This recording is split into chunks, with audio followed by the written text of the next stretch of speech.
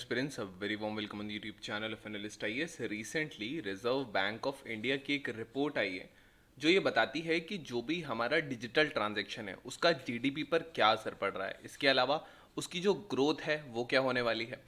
ये सारी चीज़ें जो इंपॉर्टेंट है लास्ट हम डिस्कस करेंगे प्रीलिम्स और मेंस के question. So let's start. As per report on currency and finance, इस रिपोर्ट का ये नाम है। ये 2023-24 की रिपोर्ट है जिसको reserve bank of India release करता है। एंड यहाँ पर इंडिया की जो डिजिटल इकॉनमी है ये माना जाता है कि लगभग 20% जो भारत का जीडीपी है ये इतनी हो जाएगी 2026 तक, जो कि करंट कंट्रीब्यूशन है 10% का, वो डबल हो जाएगा।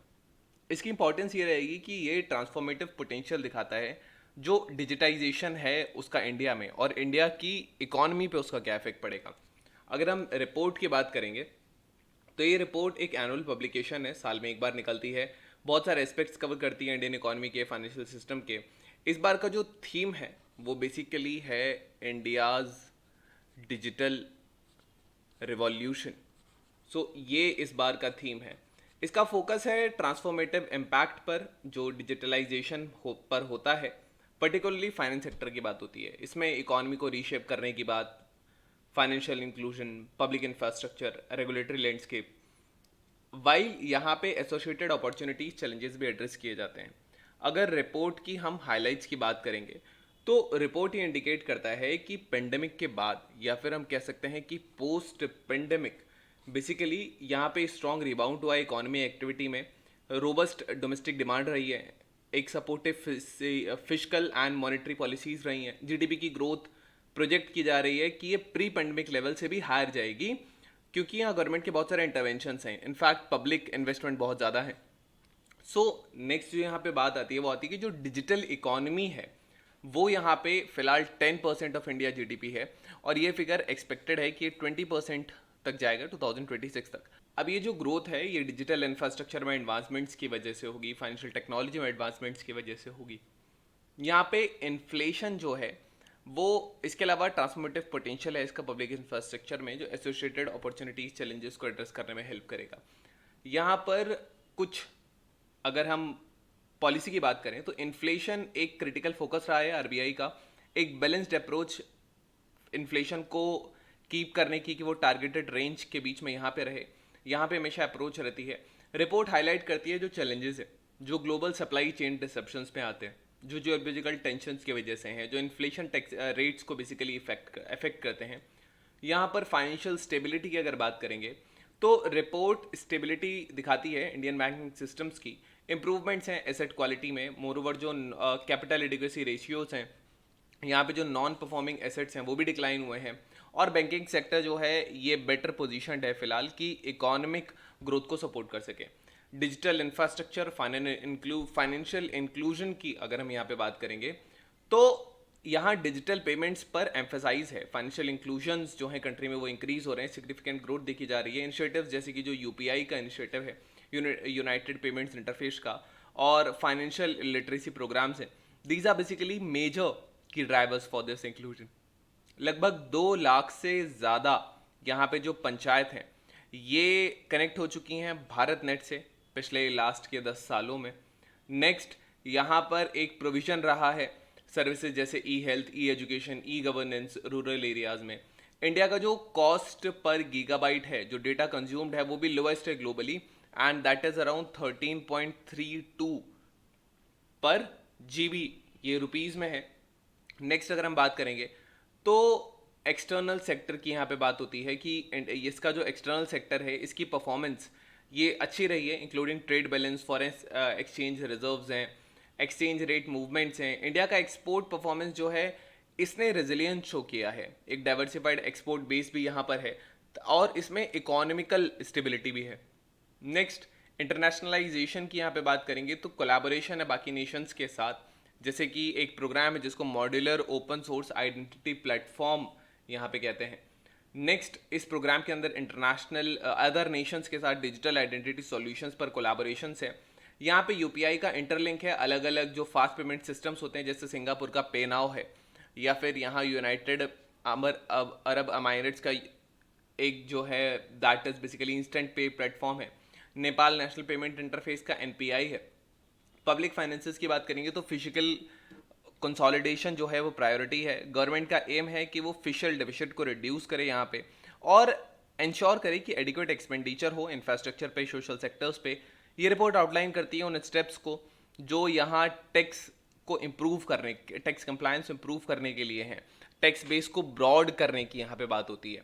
नेक्स्ट अगर हम बात करेंगे तो स्ट्रक्चरल रिफॉर्म्स भी यहाँ पर कुछ हाईलाइट्स में आते हैं।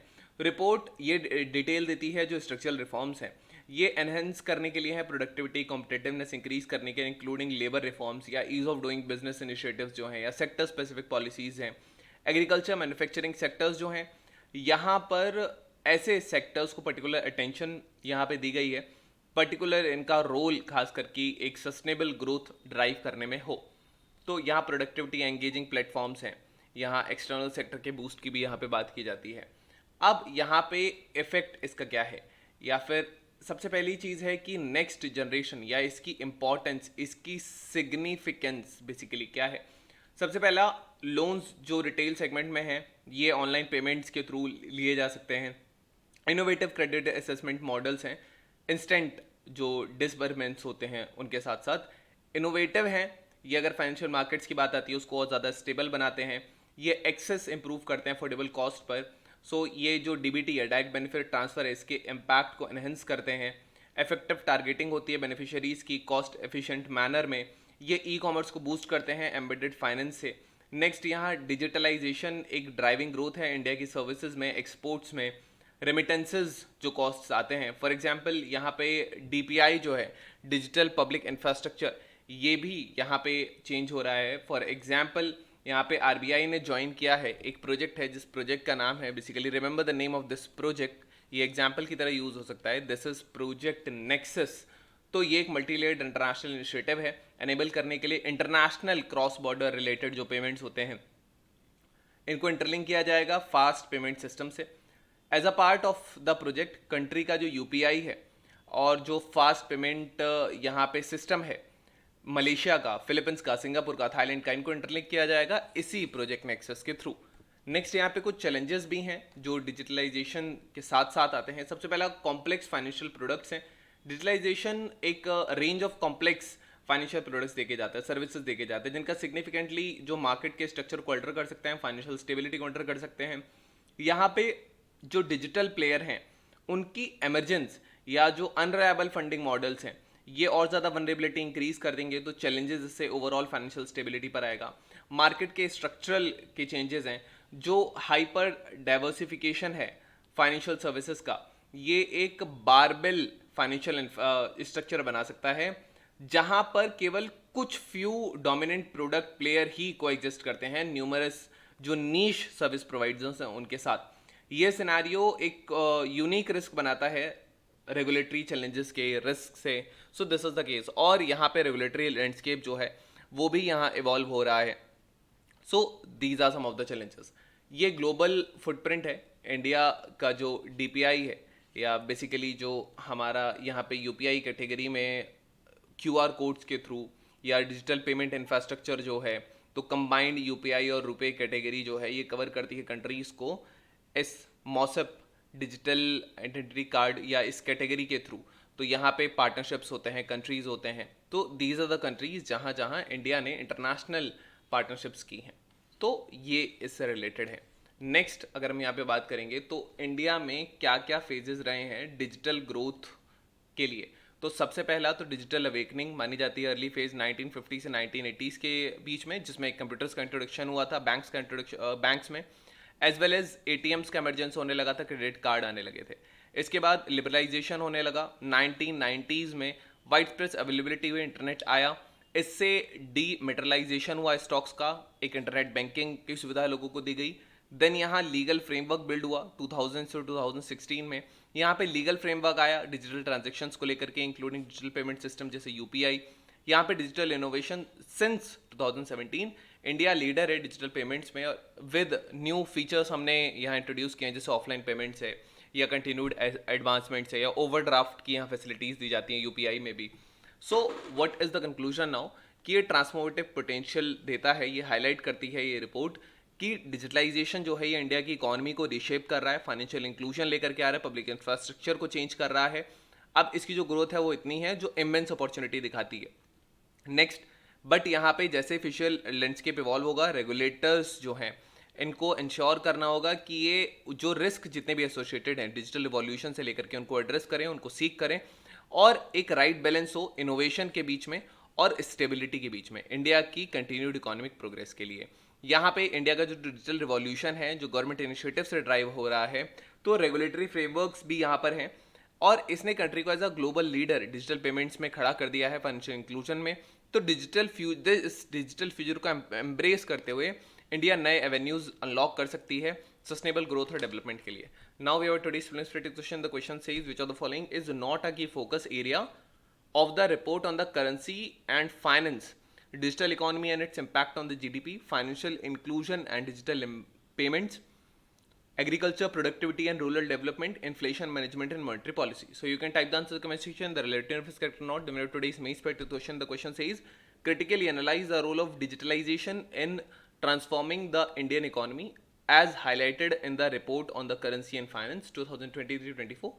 Discuss the potential challenges and opportunities associated with this digital revolution. Also examine the steps taken by the government and the Reserve Bank of India to harness the benefits of digitalization while mitigating its risks. So this was all about today's video session. Hope you understood it well. Thank you. Have a nice day and stay tuned with Analyst IAS for your better preparation.